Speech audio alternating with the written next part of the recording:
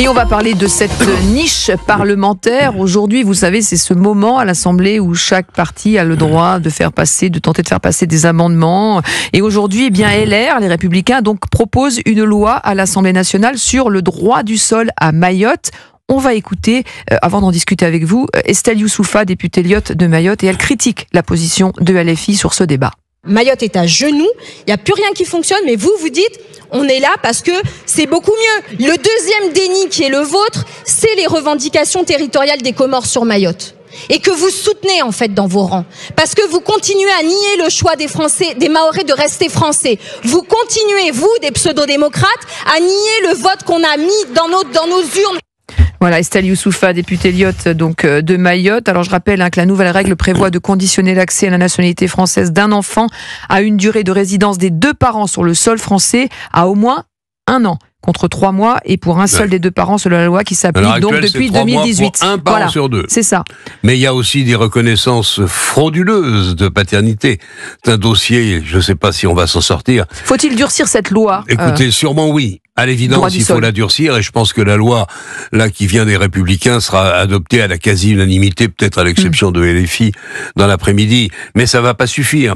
Je pense que c'est quelque chose qui annonce probablement un autre débat sur le territoire métropolitain.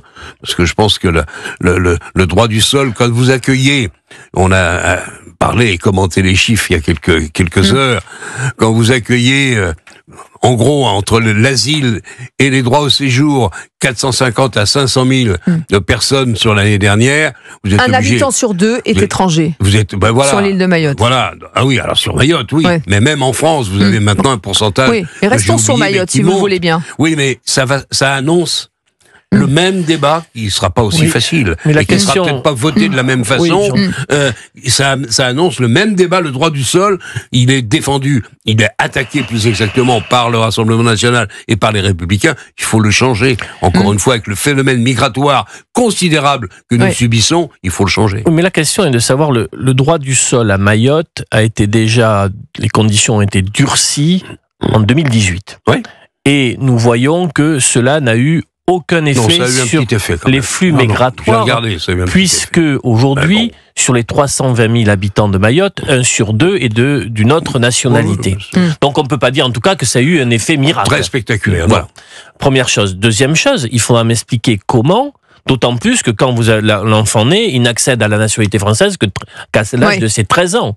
Donc bon, t'imagines des Comoriens qui arrivent en disant on va à Mayotte et ça va, dans 13 ans, le petit sera français. Ça fonctionne pas comme ça. Quelqu'un qui veut améliorer ses conditions de vie, d'existence, va vers donc un lieu où ça lui semble plus profitable.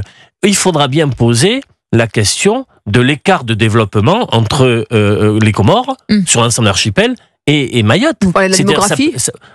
Des conditions de vie, ça ne peut pas tenir avec de tels écarts de développement sur un périmètre géographique aussi étroit. On n'est pas responsable du fait que les Comores aient du mal à se développer et que même Mayotte soit une île et une possession française qui est la plus pauvre. Mais évidemment, c'est pour ça que je pense que là, le pays est déjà reconstruit à Mayotte. Ils ont reconstruit les bidonvilles. Oui. Et il y en a même de nouveaux qui sont, semble-t-il, apparus.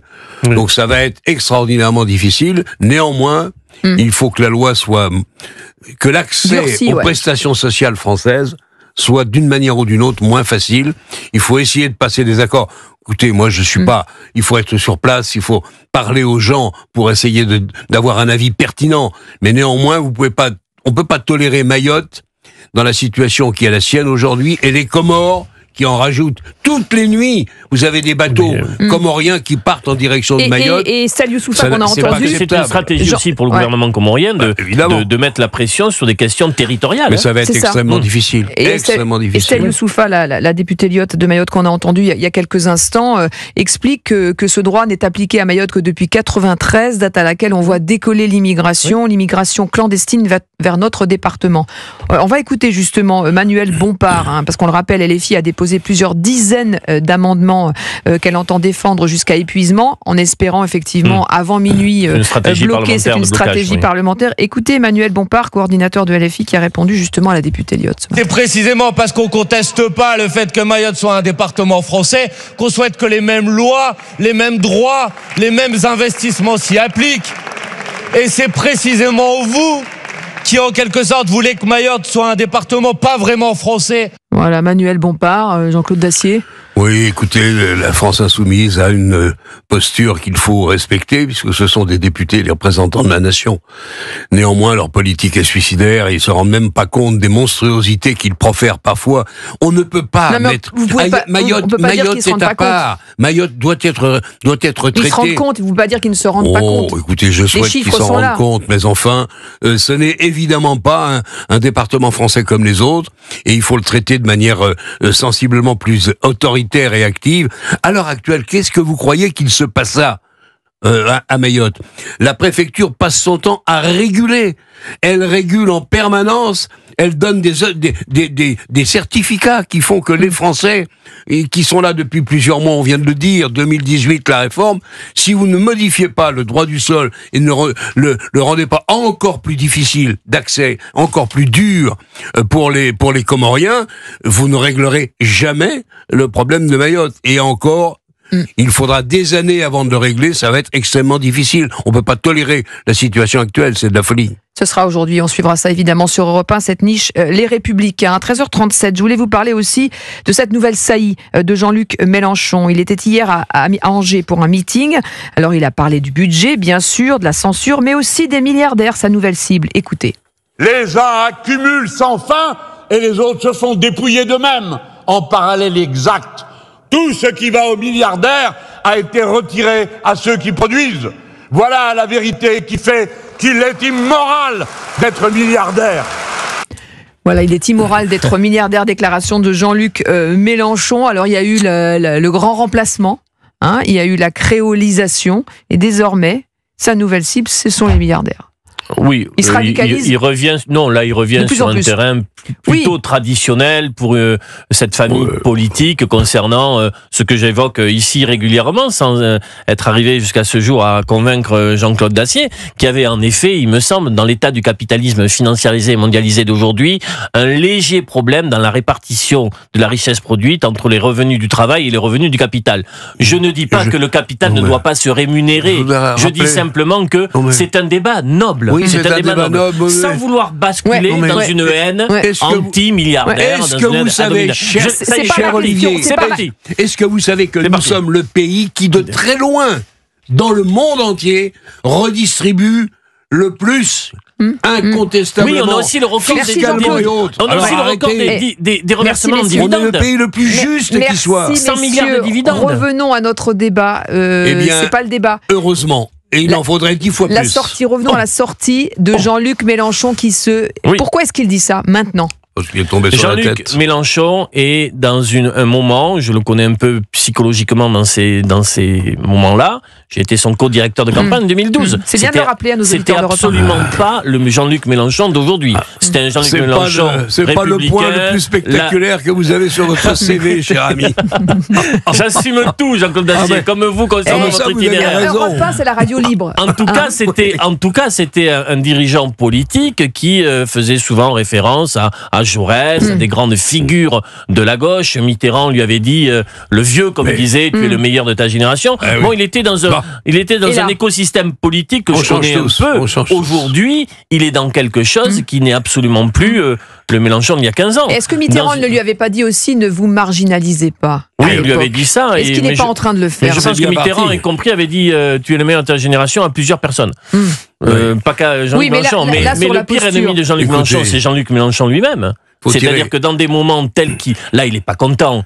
Il s'est passé Villeneuve-Saint-Georges. Il se passe ce qui se passe à l'Assemblée. Les choses il n'y a pas d'alignement de planète. Ils ont fait une campagne sur la révocation du président de la République. Ils ne l'ont pas obtenue. Ils souhaitaient arracher une anticipation du calendrier présidentiel. Il ne l'a pas. Donc, il s'agace. Il s'agace, oui. Est-ce que je peux dire juste un mot? Jean-Claude Dacier. Le nouveau Front populaire, s'il existe encore, ce dont je doute aujourd'hui. Il a implosé. En tout cas, il y a un divorce qui est consommé. Donc, la France insoumise. Monsieur Mélenchon, quelques-uns de ses amis qui reprennent ses arguments ont perdu toute, à mes yeux, mais je crois aux yeux de beaucoup de Français, ont perdu toute crédibilité pour gouverner. Y compris. Pour gouverner. Mais on vient, Jean-Claude Dacier. Tant mieux. Tant mieux. C'est bien, ça prouve que, en effet. Il va sans dire. Bien sûr, ils ont perdu. Même s'il y a pour les élections municipales d'abord, l'année prochaine, puis ensuite peut-être une nouvelle Assemblée nationale. Même s'il y a de nouveau des accords pour faire élire tel ou tel, on verra bien.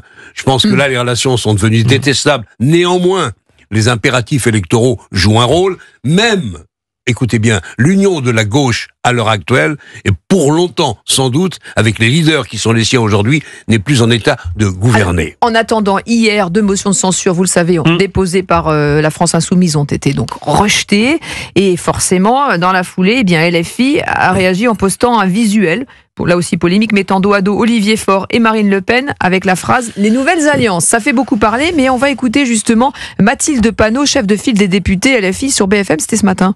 Il existe encore grâce au fait que à la fois les communistes, les écologistes, les insoumis et 6 députés socialistes ont voté ensemble la censure. Mais Olivier Faure, lui, il dit que lorsqu'il s'agira à nouveau de faire battre Marine Le Pen, alors oui, dans ces moments-là, le nouveau Front populaire existe. Mais vous ça comprenez vous fait sourire. Mais oui, mais bien sûr, ça ne fonctionne pas comme ça. C'est donc au moment où il aurait besoin des voix insoumises que d'un coup, nous serions de nouveau fréquentables. Il y a des questions de confiance qui se créent derrière. Et les questions de confiance, c'est de dire, par exemple, lorsque vous dites que vous vous opposez, vous posez l'acte de vous opposer. Voilà, Mathilde Panot, le divorce est consommé là. La relation est quand même très très abîmée. Alors une fois, en politique, on en a vu d'autres. Ça peut changer. Oui, mais là ça paraît quand même irrémédiable. C'est à mettre, peut-être, irrémédiable, je m'en méfie, mais c'est à mettre quand même au crédit de François Bayrou, qui a obstinément, et dans son style très particulier, obtenu un certain nombre de résultats. Le fait qu'il ait cassé cette alliance qui, au fond, n'était qu'électorale. Il y a rupture, vous ne pouvez pas dire le contraire, Jean-Claude, il y a rupture. Mais hier, vous hésitiez quand je vous ai vu lundi, vous étiez là, vous allez voir. Je connais les... Non, mais là c'est trop profond. On est d'accord, ça allait trop loin. Oui, mais... Et trahison, ça va bien. S'il y avait en plus la réforme du mode de scrutin en législative, ça permettrait de véritablement... Méfions-nous des condamnations irrémédiables et des situations que l'on considère comme définitives. Tu as raison de le rappeler. Si une certaine proportionnelle, on verra laquelle, et dans quelles conditions elle s'appliquera, était proposée au vote de l'Assemblée nationale actuelle, je pense que ce serait envisageable, encore qu'au Sénat, ce serait sans doute plus difficile. Et si néanmoins une proportionnelle arrive d'ici la prochaine Assemblée nationale, ce que vous dites méritera peut-être une révision, parce que il y a eu des paroles sévères. Il y a un instant, cette affiche que l'on voit ici ou là, qui est effectivement terrible. Oui, c'est ça. C'est de la provoque, encore une fois. Voilà, c'est de la provoque. Un peu injuste. C'est le tempérament de M. Mélenchon, qui est effectivement, ou a été un homme de grand talent, un analyste de la situation française. Bon, enfin, il a commencé trotskiste, il revient à ses premières amours. Je le trouve plutôt triste. Trotskiste un jour, trotskiste toujours.